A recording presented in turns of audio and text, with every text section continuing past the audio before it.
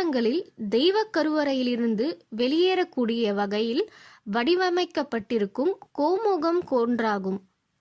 இந்த கோமுகத்திலிருந்து வரும் புனித தீர்த்தம் மிகுந்த சக்தி வாய்ந்தது. கோவிலுக்கு செல்லும் போது பலர் இந்த கோமுகத்திலிருந்து கிடைக்கும் புனித நீரை தலையில் தெளித்துக் கொள்வதை நாம் பார்த்திருப்போம். சிலர் பிடித்து கொண்டு வீட்டிற்கு எடுத்து செல்வார்கள்.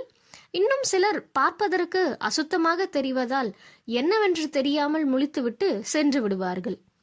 கோவில் மூலஸ்தானத்தில் வீற்றிருக்கும் தெய்வ சிலைகளுக்கு செய்யப்படும் அபிஷேக பொருட்களை இறைவனின் திருமேனி மீது பட்டு கருவறையிலிருந்து இந்த கோமுகம் வழியாகத்தான் வெளியேறும்.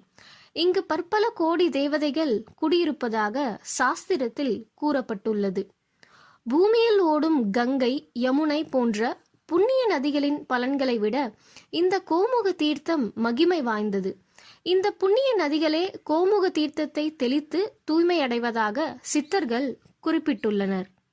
கோவிலுக்கு செல்லும் போது கோமுக நீரை தெளித்து கொள்வதால் நம்மிடம் இருக்கும் தீவினைகள் ஒளிந்து மனம் சுத்தமாகும் என்பது ஐதீகம்.